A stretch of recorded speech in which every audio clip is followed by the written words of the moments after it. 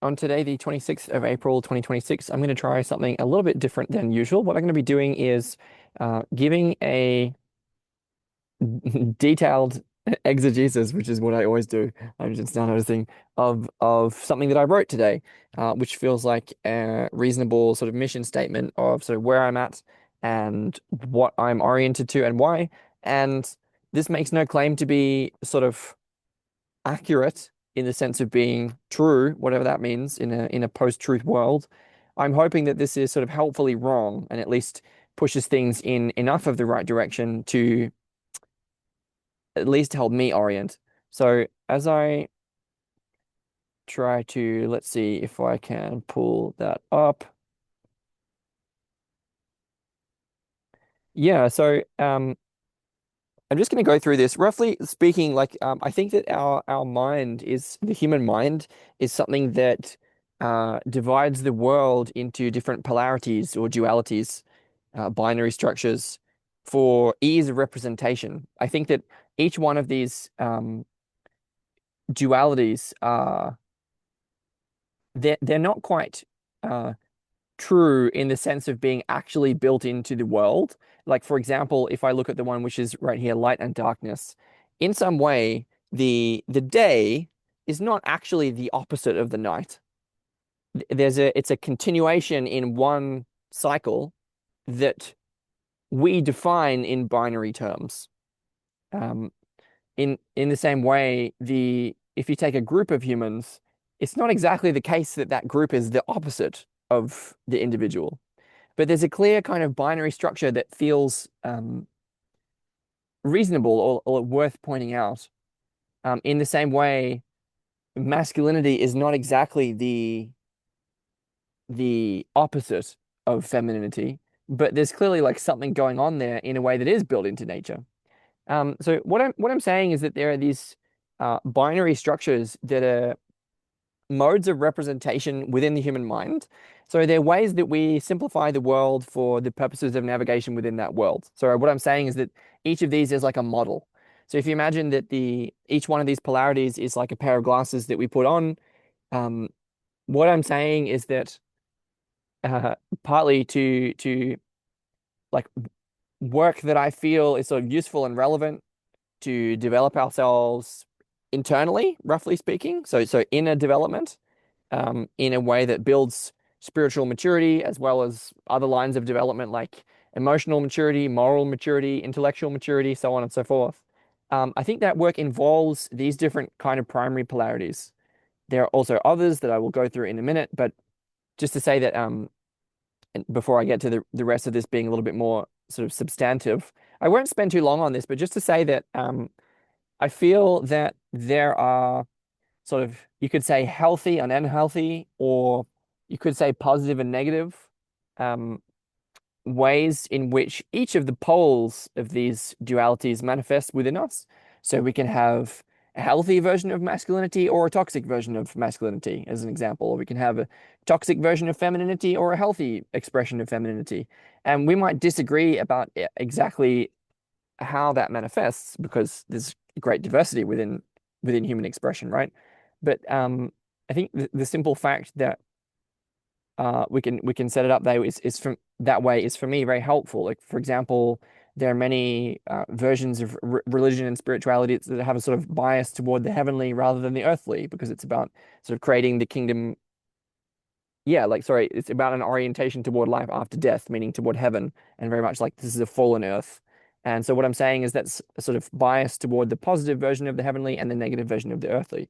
And we can sort of match that with the other one to hopefully be able to integrate um, all four quadrants that are hiding behind each of these dualities that I've named. Importantly, in order to do that, I'm appealing to a different brand of duality, right? Because I just named sort of healthy and unhealthy, or um, yeah, I said positive or negative. Like obviously, those are other binary structures that are also representations within the human mind. And so that leads into a circular trap unless I can start to get at um, the the point or many points which are sort of underlying what I'm saying there, which is that our mind and its tendency to represent in this way is really working against us at the moment. Um, so I was just sort of expressing the first point here, which is that, well, this is like we're really failing at this, right? Like it's easy to sort of recognize what I just pointed out, but in practice, um, what I'm sort of saying is that we're often unconsciously identified with one or other of the perspectives here on either side. So, even then, I'm sort of relying on this one and sort of saying that consciousness is better than the unconscious. I'll just sort of leave that to the side. What I'm sort of pointing to here is that each of the uh, each of these binary structures implies a different perspective to take on the world.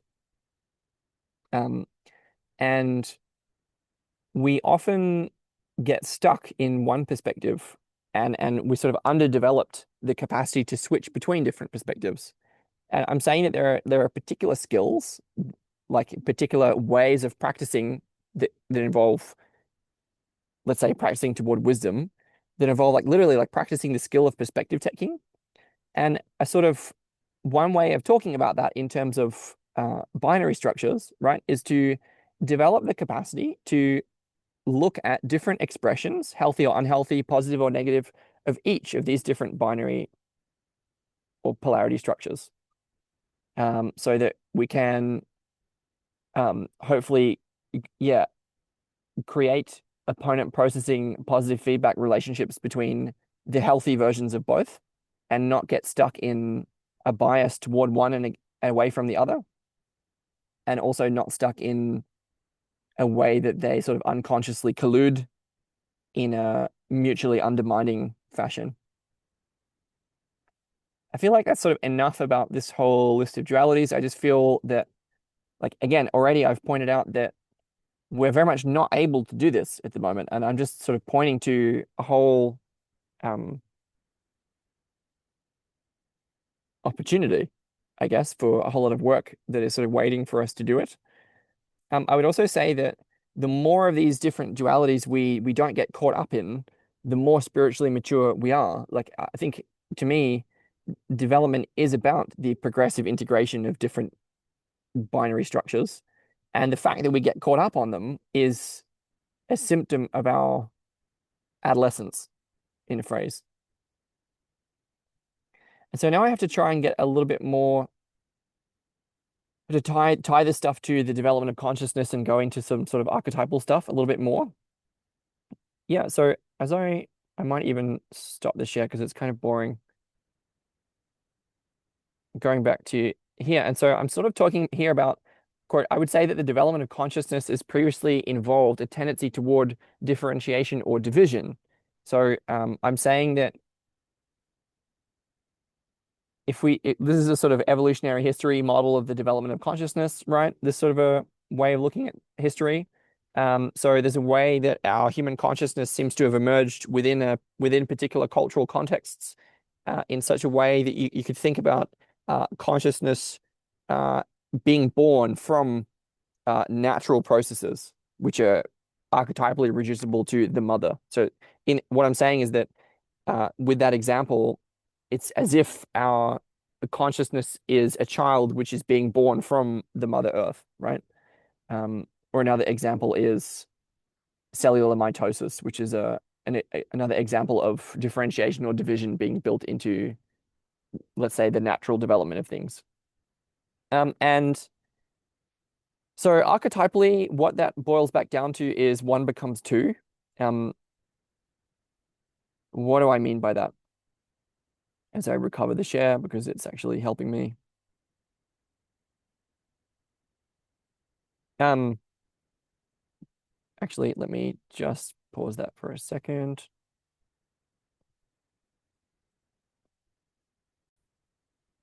Yeah, so as I keep recording here, what I was alluding to was part of my own process to come to the understanding of this material that I currently have involves a certain familiarity with what's known as the axiom of Maria, which is what is it? Let me see. It is a prophecy uttered by one Maria Prophetessa, who is an you could say Gnostic, I think, prophetess from the first century AD. She said one becomes two, two becomes three, and from the third comes the one as the fourth. which I feel point to a sort of alchemical key to the evolution of consciousness in a phrase. And so what I'm sort of talking about here is the one becomes two stage of that. So one becomes two refers to these initial myths of the fall. So the original fall into duality, the fall into the human condition. Um, and if it's not myths of the fall, then it's about an initial split, such as the child being born from the mother, or there are many different sort of archetypal and mythological versions of that same um, initial division or differentiation, which coincide with the initial development of human consciousness um, from the point of view of that human consciousness. And so I'm sort of saying, obviously, this is like a step forwards, right? But there's also a kind of imbalance there. So, as in differentiation and division, well, what about sort of reunification? Or what about staying one, or um, just sort of just like, again, this is like, I'm hoping that this is can be seen to be a very zoomed out way of looking at the process of consciousness. And so there's a way that I feel that we've sort of, and again, this is not intended to be exhaustive. I'm trying to sort of express a lot in a short space here. I'm just sort of moving through in a mission statement-y kind of a way. What else did I have to offer here? I wanted to say, yes, there's a way that we sort of forgotten a certain kind of umbilical connection, right? So there's a way that when human consciousness originally um, emerged, there's a way that we sort of stopped honoring the earth in the way that I feel is appropriate, and hence our consciousness has developed in a way which is quite top heavy. It's quite Luciferian. It's quite imbalanced toward the mental world of duality.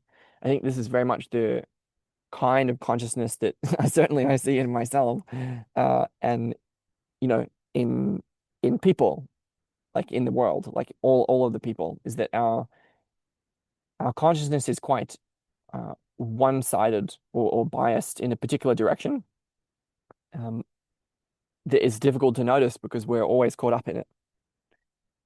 And so I feel that what I'm sort of talking about there is that partly that our consciousness has been conditioned with certain technologies.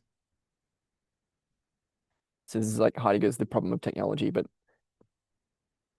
I won't go on about Heidegger. I think all these developments sort of exacerbate and express an original bias in the development of consciousness. I think sort of one had to become two, but then there's a question of like sort of what happens after that point, and do we just go back to one? That seems kind of boring and makes us succumb to Ken Wilber's pre-trans fallacy, which I also won't go on about.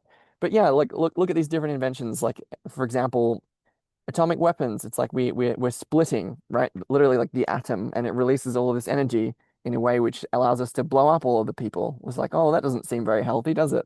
And it's like, well, the same with walls. It's like, oh, we invented walls, and now we don't have to work for our food. We can, um, use the plow and other developments in technology that accompany the agrarian revolution to literally like uh, have a whole lot of surplus food, and then like we sort of deputize a warrior class, and we get like essentially what I'm saying is that there's a whole lot of issues that accompanied the agrarian revolution that can be put down to a couple of technological developments, including walls and the plow and goat herding and irrigation and a bunch of other things. But the point is that there's an initial kind of division, right? Like walls are literally about like keeping out the invaders, and if we didn't have a surplus of food, there wouldn't need to be invaders, right? It's very different. It's a shift, right? It's a shift from living in Dunbar-sized groups of 150 people to living in a whole city, right? And it's like, oh, that didn't go very well, roughly speaking. Um, you could say it went pretty well, but I think um, anyway, it's a developmental. There's all just like what I'm saying is that all these different uh inventions, technological inventions, conditioned our consciousness along the lines of uh, the original direction toward differentiation, toward the tendencies of the left hemisphere, to refer over to Ian McGilchrist, So there's a kind of original bias here that is being exacerbated through the ways that our consciousness has interacted with technology.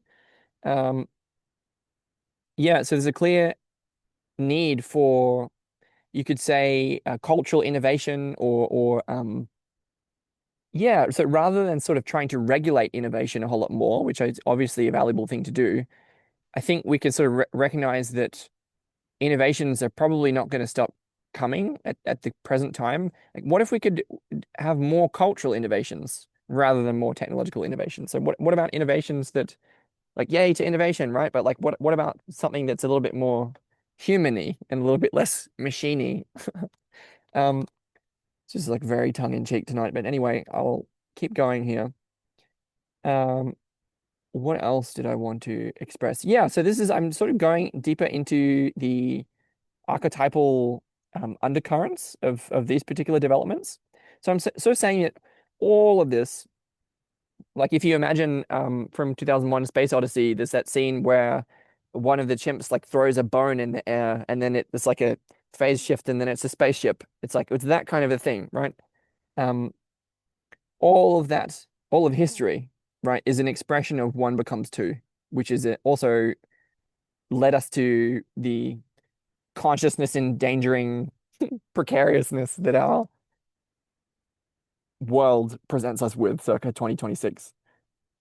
Um, in as part of their attempts to sort of appreciate and get a grip on the human situation, we've always had intimations, or not always, but we've often had intimations of a non-dual third, which is sort of, hey, everything can't be reduced to duality, but it's not about just going back to one. There's like something else going on here.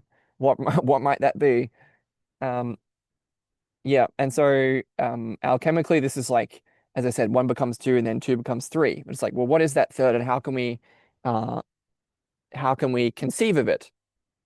How do we get a sense for it? And um, there are many different ways that that's taken place, as I sort of said here. Like one way is with the Christian Trinity, and a different variant is the sort of the idea of the Platonic transcendentals, which is, I know that they're not exactly the same because it's a trinity rather than a triunity. But this also has other kind of cross-cultural roots. So there are sort of Egyptian, Vedic, Norse, and Mesopotamian different conceptions of a kind of triunity, which is a archetypal structure that expresses what we feel to be sacred or divine. And we've had a sense of that over a very, very long period of time, and it has arisen independently in different places. And so what's the relevance of that? Well, what's the relevance of that is that humans are sort of not just intuited, but also like elaborated to great length. The sense that there is something binding or between us, which can reconnect us with the source, in a phrase. So there's a sort of recognition of the dual condition, the human condition, and the need to sort of um, wake up or do something about that condition uh, in a way that allows us to recover the original sense of participation in the divine or communion with the gods without losing the consciousness that we have and that we are. And these different sort of theological or philosophic expressions, and including in like ritual practice, and there's a whole like religions that are built on this sort of thing, right? Um, give expression to that original intuition that there's a non-dual third, which is designed to sort of conceive of the idea of avoiding a regression into the original one. So another step forwards. Also giving expression to the idea that there's something sort of in the between space, which maybe to some degree has a life of its own. So the Greeks talk about this as the sort of the fire of the logos, which can sort of take hold of a conversation, right, and bring it to life. Um, or the Holy Ghost is a sort of spirit unto itself. I mean, I'm not exactly a Christian theologian here, but this is the idea that of a sort of independent agency, which can be uh, felt and made to be present in the right context. And the idea of the third, rather than just sort of man and God, or different variants of one and the other, give expression to that. And so what I'm sort of saying here, hmm, wonder if I could include a little bit about Pythagoras on the side here. And part of my attempt to do that, I'm going to pause. Yeah, so as I attempt to include a little bit of Pythagoras here, what I'm sort of doing is multiplying Jung by Pythagoras with a little bit of Plato, again thrown in just for some spice. Actually, not so much with Plato, but the point is that the archetypes, which are regarded by Pythagoreans as a sort of the archetypes of number, are sort of so I'm saying that there are these like structuring principles that seem to um, govern the structure of both psyche and cosmos, and they express themselves in the form of harmonics, in the form of geometry, in the form of number, in the form of ratio, and here can be applied. Um, so I'm sort of saying that the Pythagorean, if you'll allow me, archetypes of the natural numbers, 1, 2, 3, 4, and so on, literally like are the laws that generate a coherent universe that we live in. And I'm looking at a particular sequence of numbers, namely 1, 2, 3, 4, 9, 8, 27, which I found in Gregory Shaw's Iamblichus. Oh, yeah, Theurgy and the Soul, the Neoplatonism of Iamblichus. And what I understood it to mean is that it's actually the relevance of this is that we have two different geometric series which are interlaced. Namely, that sequence is actually powers of two, like 1, 2, 4, 8, and powers of three, 1, 3, 9, 27, that are interlaced with each other. And so what I'm saying is that um, these are sort of there's a way that the universe seems to be expanding according to uh, those different sequences that are in some way confused with each other. So there's a way that, again, I'm not, not exactly a physicist here, but I'm giving a hot take, which is more than a lot of people can do. So why not? Um, there's a way that the universe is sort of expanding according to the power of two, and there's a way that the universe is expanding according to the power of three. And they're sort of confused with each other in important ways. And I'm trying to, like, you could simply ask, like, how is that possible? And I don't know, but I'm trying to disentangle them. So as I now leave the Pythagoras to the side and keep attempting to do that with reference back to my document here. So what I'm saying is that we've had intimations throughout long parts of human history, right? That there is some kind of a third which is in and between and among um, all the dualities that have guided us and that bind them together. And what I'm sort of saying is that that's something that is quote unquote real. That's something that is actually the case in the world. And we've had what I'm sort of saying is that when we give when we create representations or when we create in such a way that conceives of that reality conceptually, our intimations of the third end up being corrupted by the dualistic influence of the Luciferian mind, in a phrase. So what I'm sort of saying is that rather than facilitating the organic emergence of non-dual unity through ritual forms of communion, which is sort of more real, we sort of instead we thought of the non-dual unity theologically or philosophically and abstractly, and that was a sort of mistake. And the reason that it was a mistake is because conceiving of that third in a theological, abstract, uh, philosophical, and uh, again dualistic way, it what I'm saying is that any idea has an opposite, and any statement is the opposite of it is also true. And so when we conceive of a trinity structure, we actually constellate an inverted shadow form of that trinity within what I would call the collective unconscious. And there's a specific combination of, I think here I've written masculinity, darkness, and cosmic, which is sort of, I'm taking certain polarities from up here, right? Actually, people can't see what I'm drawing on as I attempt to, again, show my little screen here. Yep.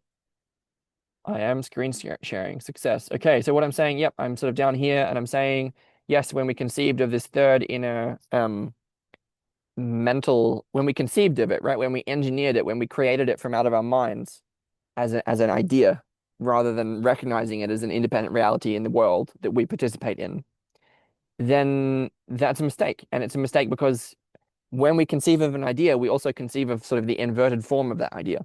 And yeah, I've sort of combined masculine and darkness and cosmic, which I'm intending to draw from up here. So there's a way that when we've conceived of a light version of the Trinity, which is I'd have to actually say that the underlying um, triangle is sort of more feminine, and that the light one is more masculine. But anyway, it's not that important at this point. The point is we sort of made a mistake of conflating the that which is the third and trying to sort of conceive of that in a way which is inherently dualistic.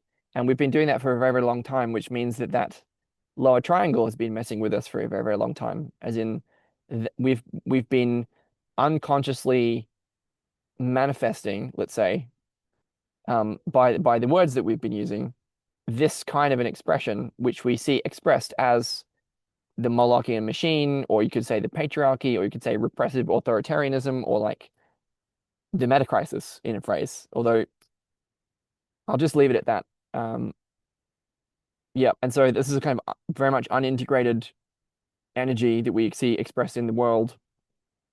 And so then there's a sort of what can we do about that? Or like if we've noticed that kind of mistake, how do we fix it? Um, and I will get to that. I'm going to sort of just follow the pattern of the document here. So I expressed this a little bit more in sort of Christian terms before I get to some what I've called insights, but also sort of prescriptions. Yeah, so what I'm saying is that this is again, this is drawn largely through Jung, or at least he's been a strong influence, although, as I've been mentioning Heidegger, I could mention Viveki and Schmachtenberger just in passing, but as well as like, Plato and Pythagoras, and just sort of leave it there, right? It's not all about Jung. I'll also tie in Henry Corbin a little bit. What I'm sort of getting at is see how there's like two, and we think this is like, hey, it's a three, and it's like, no, there's also another three, and that makes two, because we can't just say something and it be um expressive of the third. There's a particular way to give rise to occasions of communion where the Holy Ghost is felt to be present, and theology and philosophy are not the way to do that. In fact, they make a big mistake by constellating an unconscious shadow form of that triune God.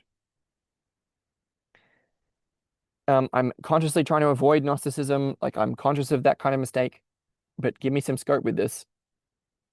I mean, anyone here is going to have to have given me a fair bit of scope.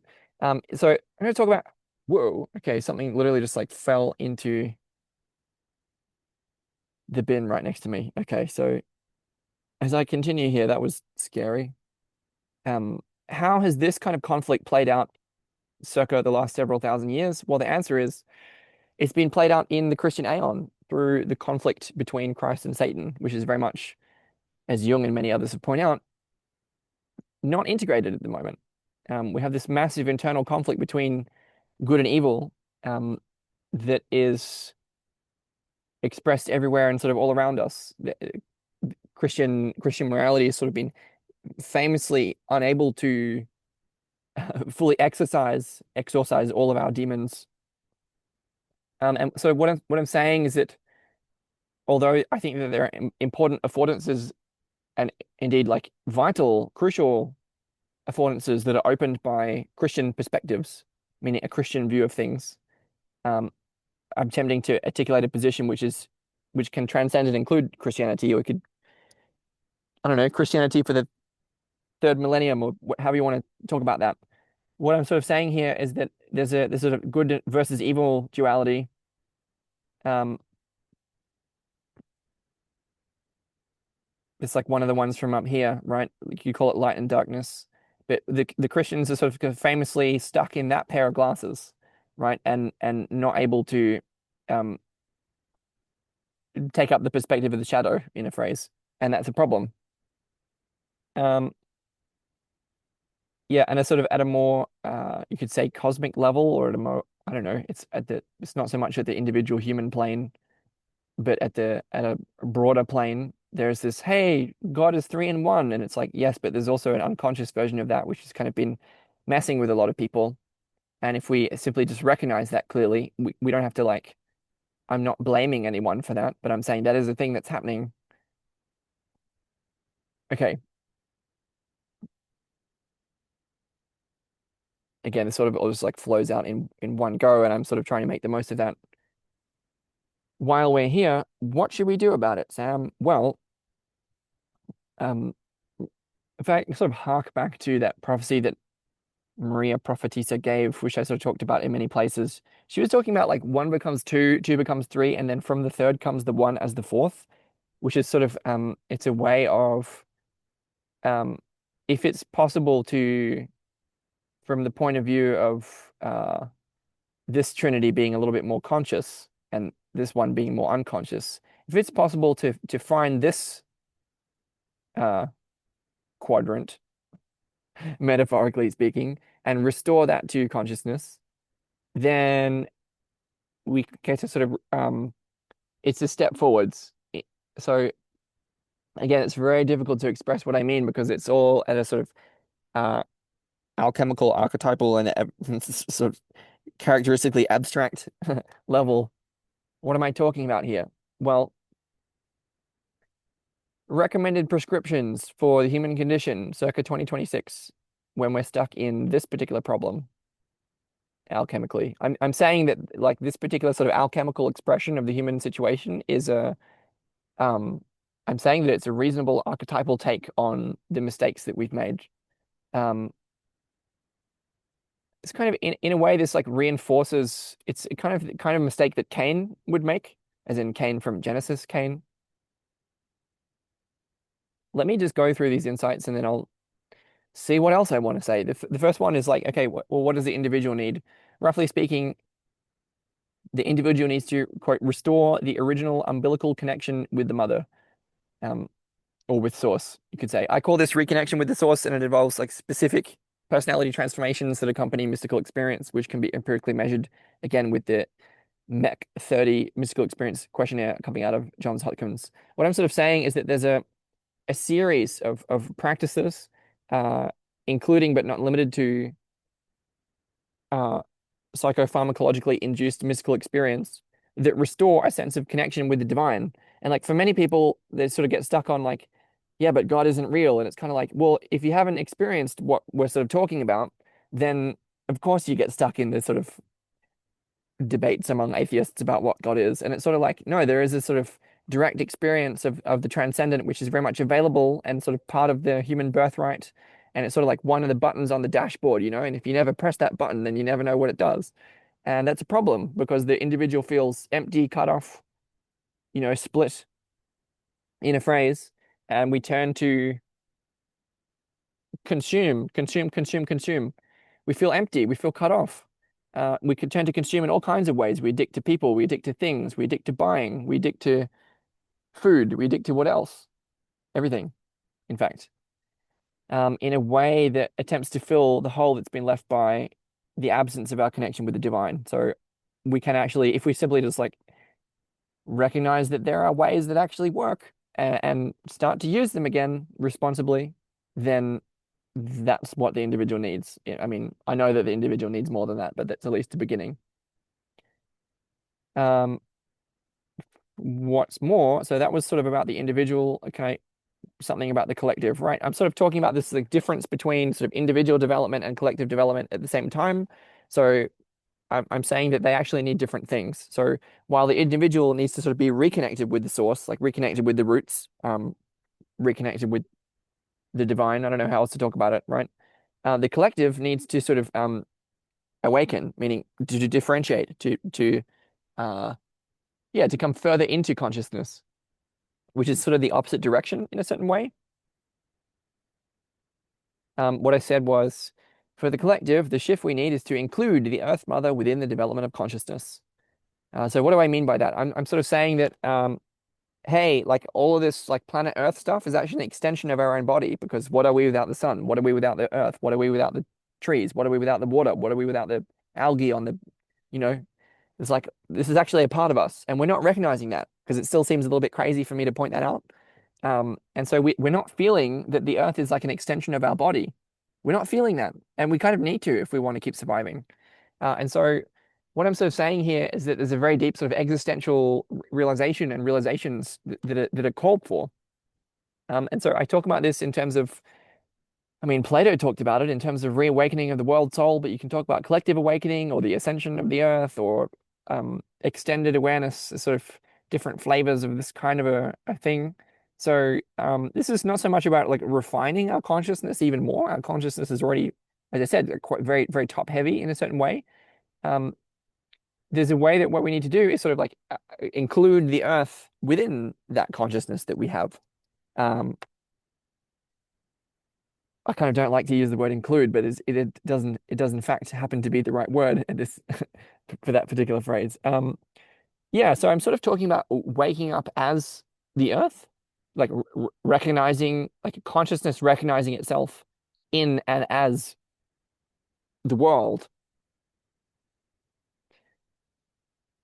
I'm sort of saying that when sort of Christ came along, like the Christ event, there's like God as the sort of Sky Father incarnated in like one human, like in one human person, which is very, there's something about that which is very individual and very human, rather than very collective and very cosmic, which again I'm drawing from dualities from up here. The ones I invoked were individual and collective, and also uh, cosmic and human. And so I'm sort of pointing to what I sort of expressed a little bit further down. Um,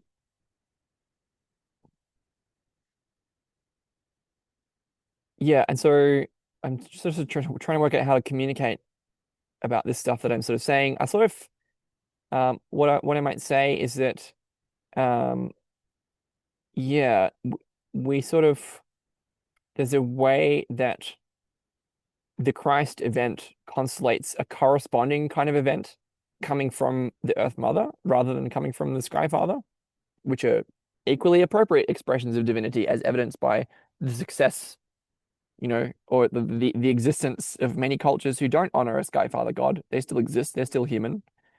Um, Literally like I'm where I'm sitting, like fruit is falling from the sky and like landing nearby. I'm not joking. That's actually I'm sitting under some kind of a fruit tree. I think figs.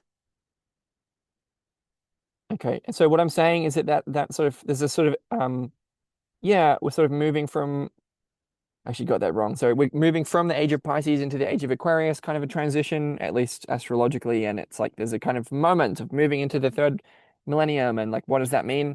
And there's a sort of expectation of a sort of corresponding incarnation from the Great Mother rather than from the Sky Father, which is more cosmocentric rather than anthropocentric, which takes on a more collective and more cosmic rather than more individual and human form. As in, we already had Christ, what's the corresponding event? Well, there's something brewing. And I think the Christians anticipate this as the Antichrist through the Book of Revelations, and I think that they're probably still confused by the good and evil perspective bias, which I sort of mentioned earlier, as in they're over-identified with the perspective of the good, and sort of that means that they're projecting the evil outside them, as in like, oh no, the Antichrist is coming, and like maybe, or maybe like as well, there's something else happening. But I think of this sort of moment of consciousness evolution that we're in as a sort of natural progression. And there are ways of interpreting what's going on as a sort of incarnation of the Antichrist, but I don't know, it seems a little bit extreme. Anyway, the point that I was making is that,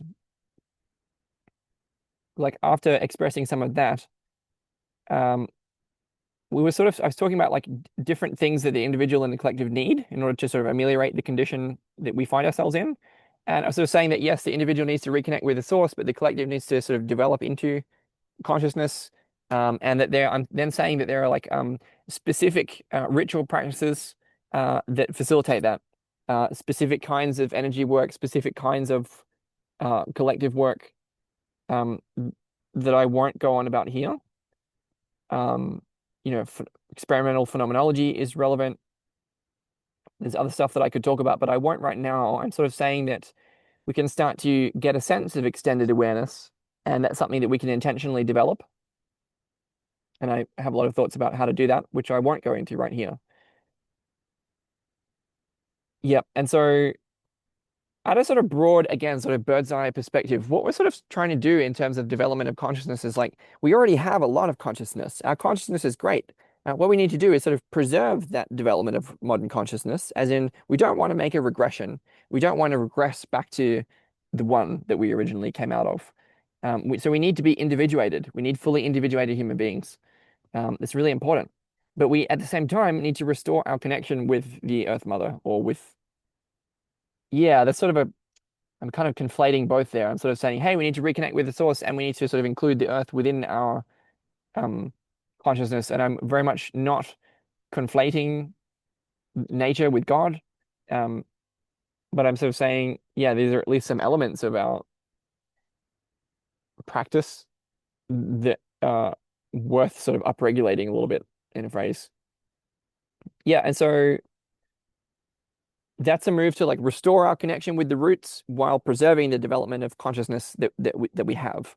And um, from my point of view, this is sort of one of the reasons that people like Jung have sort of emphasized the importance of shadow integration so much, um, because I don't know how I jumped to this, but there's a way that the shadow adds a perspective that one can take up, which is distinctly not available to Christians in their, hey, um, there's the devil and he's possessing those people or whatever. Like the devil is like out there and very much like not in here.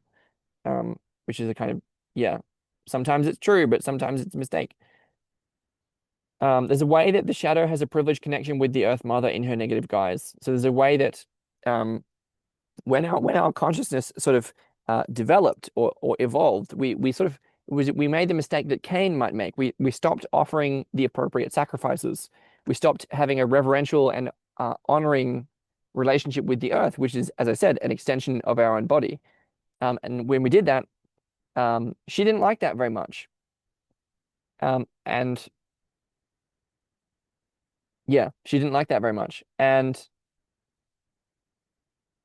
then in the form of Kali or Hecate or however else you want to um, give archetypal expression to the Great Mother, she has a negative face and she can very much uh, send a great tidal wave of chaos towards us, which is about to wipe us off the planet in case anyone else hadn't noticed that.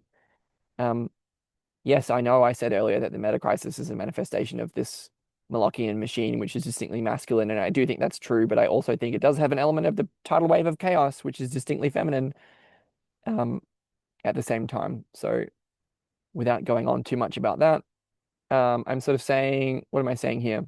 Yeah, so I'm sort of saying that we need the perspective of the shadow. It's not just that shadow integration is a sort of good thing to do, but there's a way that, from my point of view, um, the being able to through the practice of perspectival knowing and like the practice of multi-perspectivalism, like developing facility with taking up different perspectives, we gain the capacity to take up the perspective of the shadow from time to time, and that's important because there are specific affordances that are opened up by that point of view, namely a specific channel of communication between the shadow and the earth in her negative guise.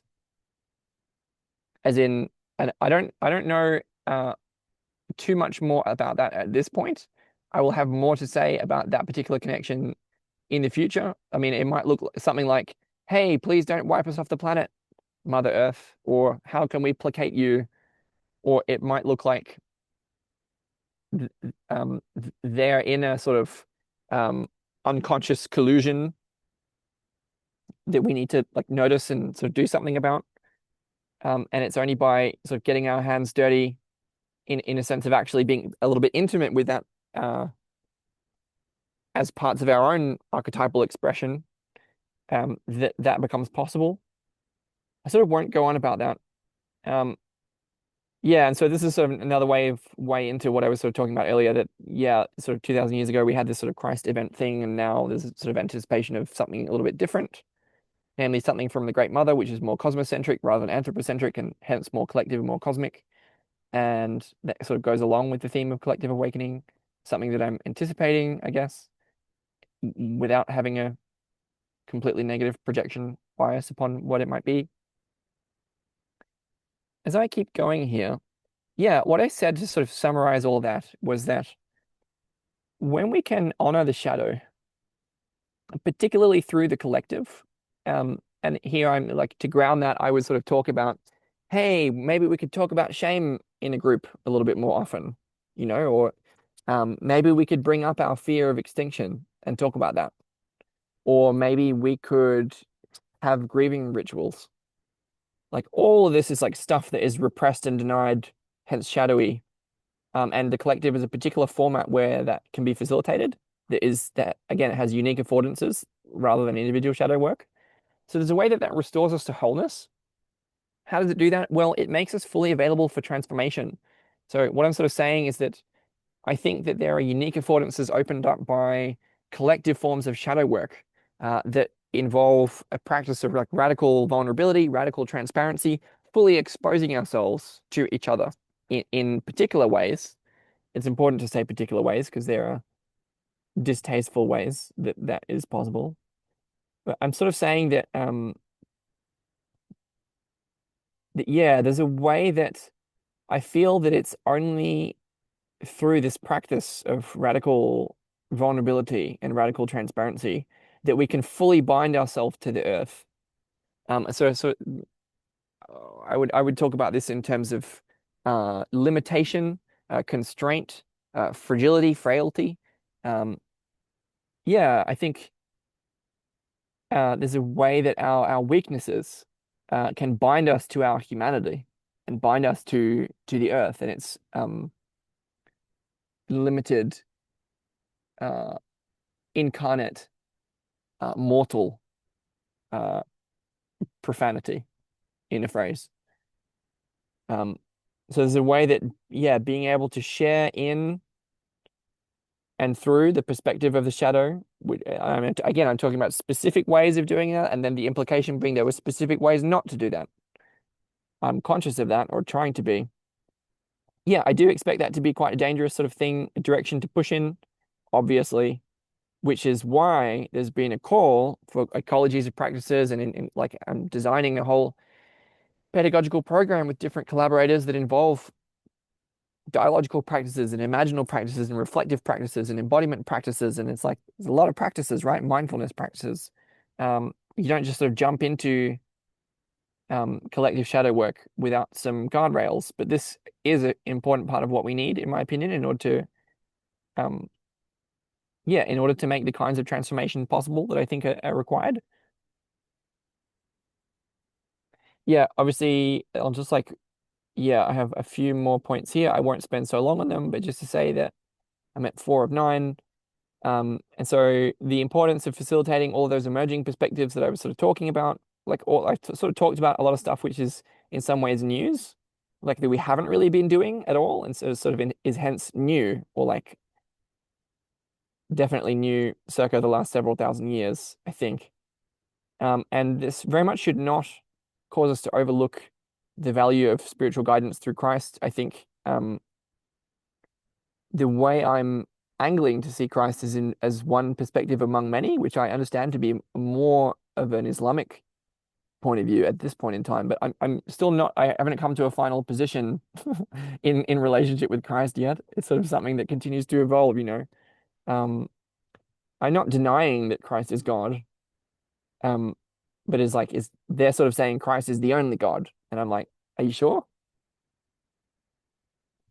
Um, yeah, I mean, I won't go on about Steiner here, but there are constructs like a different kind of Trinity, Lucifer, Christ, and Ahriman, which I think can be helpful.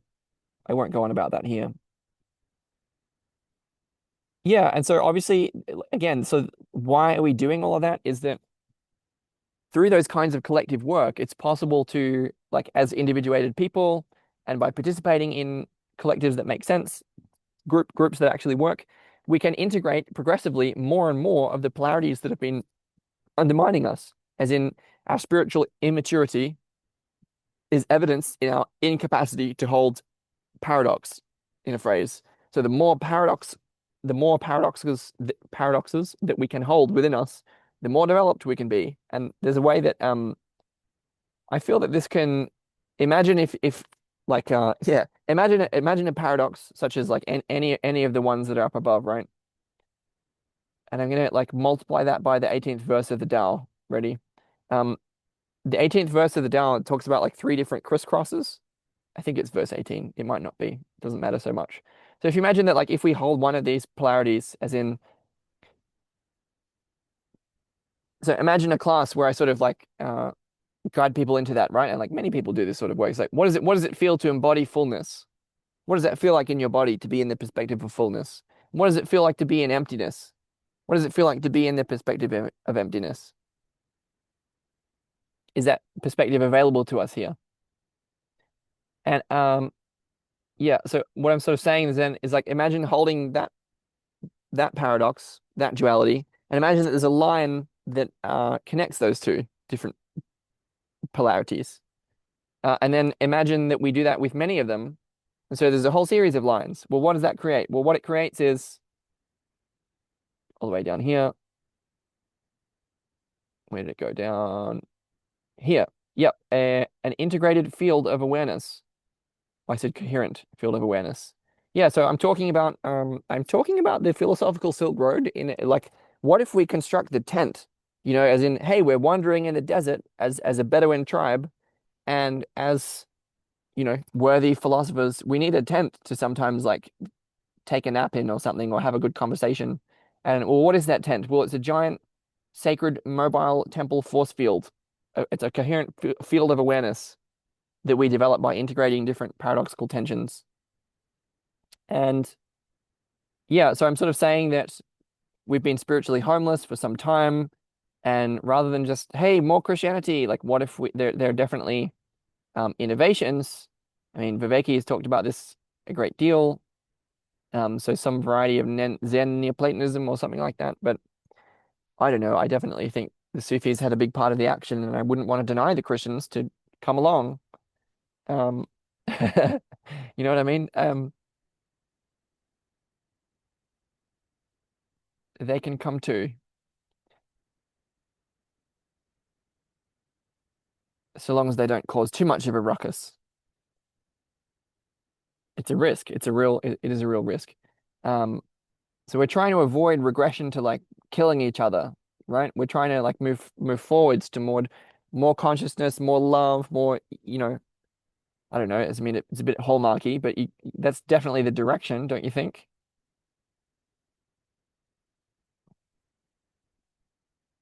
I don't want to be too naive about that. I mean, Tyson Yunkaporta, among other people, has pointed out that, the Indigenous Australians had found the need for ritualized public violence as a way of bloodletting. And I do think there's like real substance to that. It's definitely not enough to like watch the football.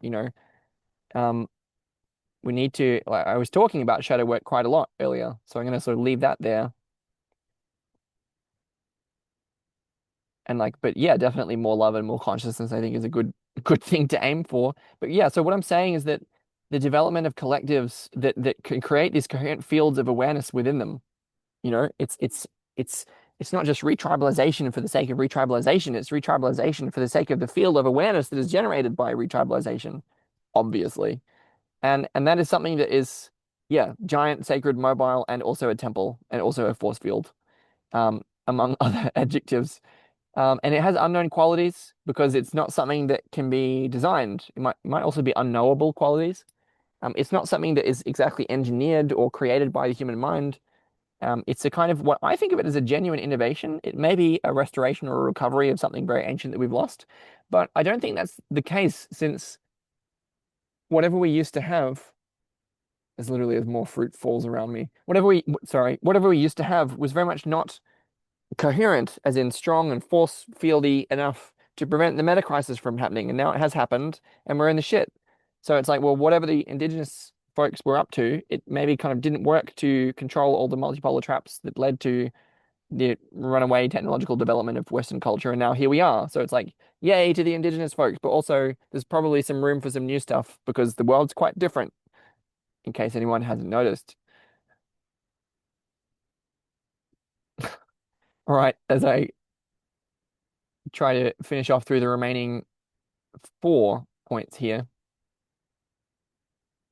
Um, that was sort of like I was talking more about like the overarching purpose that had to do with the different kinds of work that I was naming earlier. And then I think, yeah, so 6 through 9. So yeah, in my opinion, the unknown qualities of this new form of consciousness are needed if humanity is going to survive in any form. Yeah, I think our current level of consciousness has reached the end of the line. Either we wake up or we go extinct. I do see this enlightenment or bust imperative. I do think that part of my reason for being interested in collective forms of awareness or collective intelligence or collective awakening, or I don't know, however you want to talk about that, is because we're kind of not up to scratch. And there's sort of all these people that are trying to manage this like through the government, and through institutions or just sort of on their own.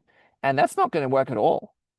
That's really not going to work. And so I think that there are new forms of consciousness which are needed, necessary if we're going to survive in any form. This is sort of my version of Buckminster Fuller's sort of criticized by creating. It's sort of like all these people are like, oh, we just need to like do the institutions better. And I'm like, no, we don't. That's not, you could say isn't a tribe an institution? And I think like no, in some important ways. Um, I won't go on about that either, but I certainly think like we cannot continue in our present state, in our present level of consciousness. We sort of need to level up, and I mean it's not just me that sort of E.O. Wilson was sort of like, hey, we have these Paleolithic emotions and medieval institutions and godlike technology, and it's probably not going to last for very long as a situation. Um, Einstein was sort of like the Third World War is going to be fought with we don't know what, but the Fourth World War is going to be fought with sticks and stones, and that seems quite right as well. Um, what I'm saying is, but yeah, so the risk of extinction, why is that important?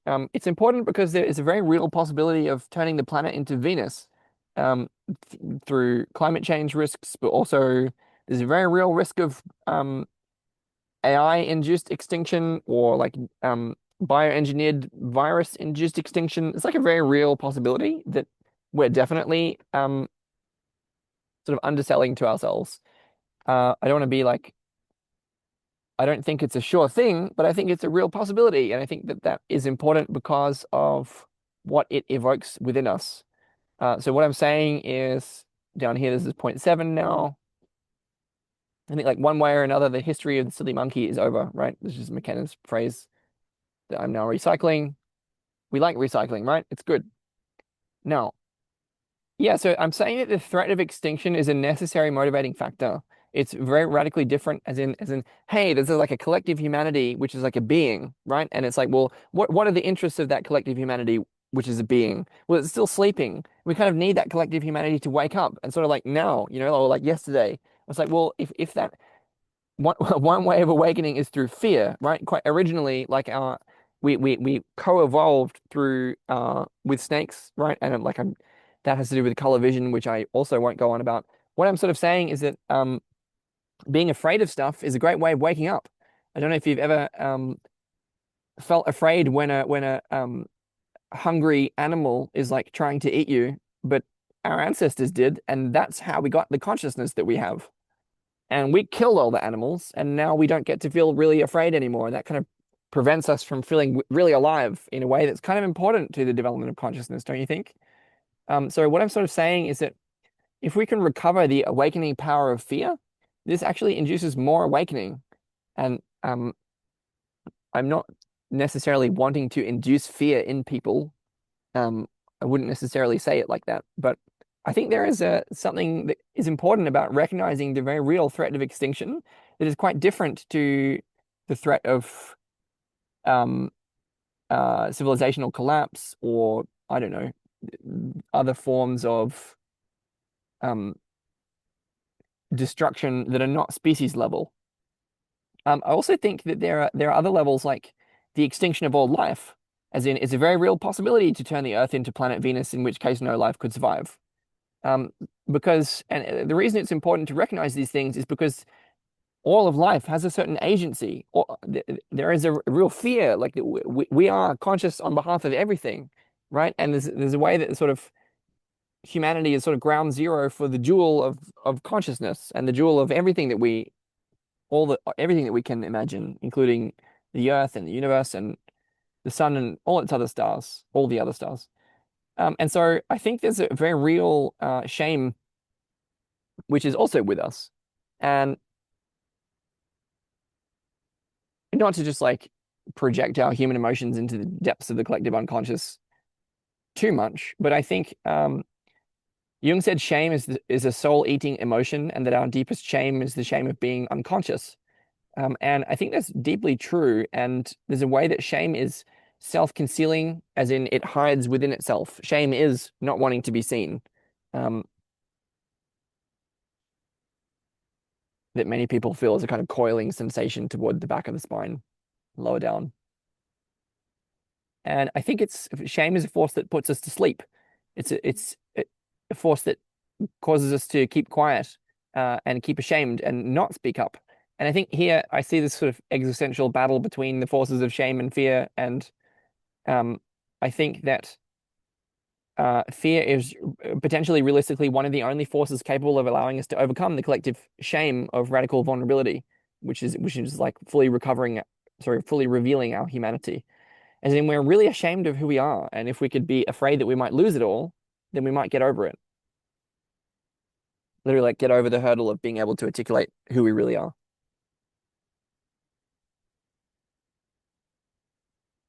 As I finish this off, quote, specifically, I am holding the faith that these new forms of awareness that I have invoked can give rise to qualities of sense making and agency, like decision making and action taking, which what I feel are somewhat of our only hope of meaningfully addressing the disaster that is unfolding before our eyes. As I said, like only the tribes of the future are capable of manifesting divinity here on earth, like, to such an extent that we can realize the kingdom of God. This is something that is like a real possibility if we put our minds to it. And not only that, but our souls and our whole beings, the whole of our being. And so this is like very much in the what I feel is the tradition of people like Christ and the Buddha, in the sense of both of them being champions of their tradition, which I've tried to at least flag throughout, while also being reformers. Yeah, and so in summary, all of that to say, the quicker that we can realize the tribes of the future, the quicker that we can clean up the mess. Now, if I stop the share, is there anything else that I wanted to add at the end here? Um, I mean, I'd be really impressed if anyone actually managed to sort of follow along, in a sense that it's like, yep, that was all coherent, and like maybe someone doesn't agree, but that's kind of not the point at this point. It's like understanding what Sam has to share. Um, so well done if you're here. What else? I mean, I think I outlined points for like what to do all the way through there. Sort of like we talked about there's a call to re-tribalize, which is sociological. There's a call to like design ecologies of practices, which is more technical. But yeah, this is sort of the education of the future, right? Giving rise to developments of consciousness, culture, character, and cognition that can actually support a meaningful response to the world situation that we're in, and also be frankly, a whole lot of fun. I mean, a lot of what I just shared was sort of quite heavy in some ways. I tried to share it in a way that was like playful and lighthearted, or that's just the mood that I happen to be in. But um, yeah, I think a hugely important part of the work, as I am seeing it at the moment, is about playfulness and spontaneity and fun. And I sort of feel that the best way to integrate all those different polarities that I was talking about is by taking up and accessing the perspective of the soul, which involves qualities like childlikeness and spontaneity and creativity and lightheartedness and rhythm, and a lot of dancing and singing and like having fun with other people. I think that's like a really important part of um, what we actually need pedagogically in order to hold a lot of the rest of the heaviness and weightiness of what is happening, and what can arise through us as well. I think I didn't mention at all I mean, sort of the importance of art and artistry is sort of implied through all of that.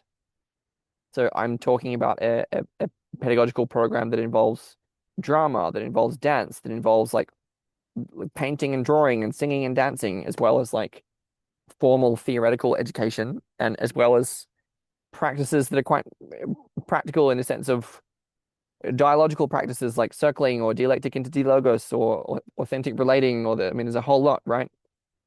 Just off the top of my head, I'm thinking of a practice called withholding or withholds from the circling tradition, or the anti-debate, or then down the list, sort of imaginal practices, which is probably the category that's been hardest to sort of define. Like what else do we sort of need there? But practices that involve imagination, a component of which is visualization. I think I would sort of tie in there. There's a sort of convergence of spiritual practices in different traditions, like the Vedic tradition and like the Hermetic tradition, that involve a sort of combination of uh, breath work and sacred geometry visualization, and sort of like how those mandala shapes show up in Buddhism and also elsewhere as like images of the divine, right? And so there's a way of like using breath work and other state inducing techniques to sort of experience those images as God rather than simply um, looking at them as images. It's kind of not about that. So anyway, at the very least there, I'm talking about restoring the imagination, restoring our capacity for visual imagination, visualization specifically. Um, There's also stuff there along the lines of the imaginal that involves the re-enchantment of the world. So when we can sort of take up the perspective of the soul, I think we also gain the capacity. It's a real capacity, I think, to see the world in an imaginal way. This is, coming out of Henry Corbin and friends. Um, yeah, so being able to see the world in a way, as I said, which is sort of more alive and more sacred and more full of living presences rather than um, a collection of dead inert matter to be moved around at our will. I think I'll flesh more of what I mean by Morris Berman's the reenchantment of the world at a future point of development, and simply just sort of say, obviously, there's been a call also for mindfulness practices. This is through Viveki, so I mean, to tie that to embodiment, it's also stuff like Tai Chi and Qigong, but also sitting meditation, walking meditation, near monastery kind of model. Um, you can do anything mindfully. I might go meditate now. And then obviously for me, embodiment involves stuff about rebirthing breath work. Um, I mean, there are a lot of people that have a piece of the action when it comes to embodiment. Um, the tantrics might have something to say, the yogis also. Um, you know what I mean? You know what I mean? So I might sort of gesture over to the world of embodiment. And this is very much not, I mean,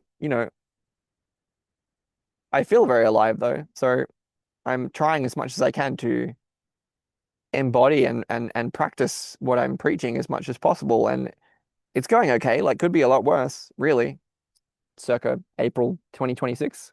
So the next step will be to try to bring this to more people in a deliverable form, with others, and less monological and a little bit more, yeah. But I mean, this is the space for that, so I'm not making an apology for that here. Sort of the way it needs to be here.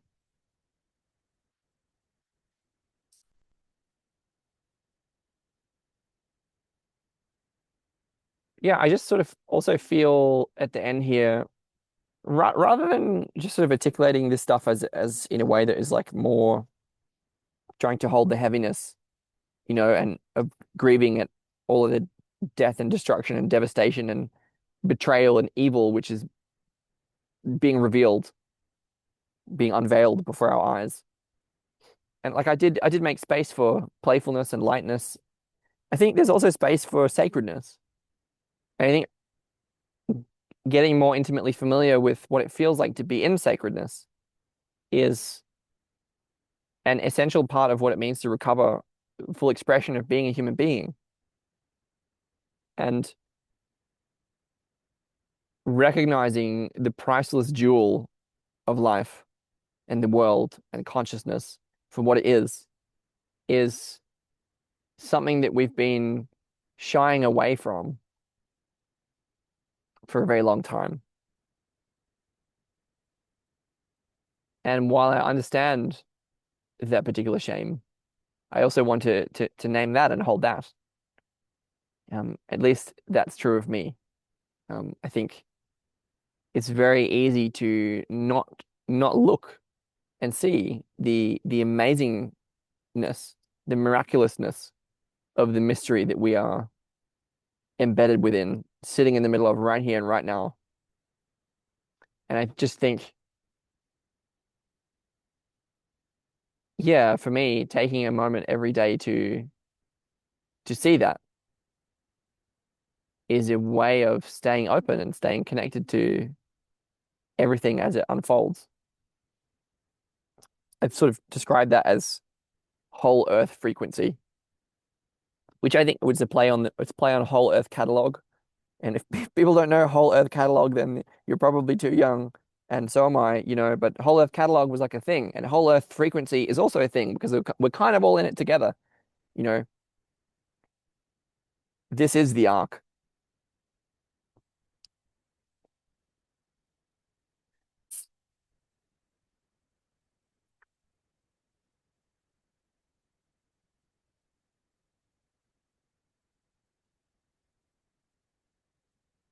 Until next time.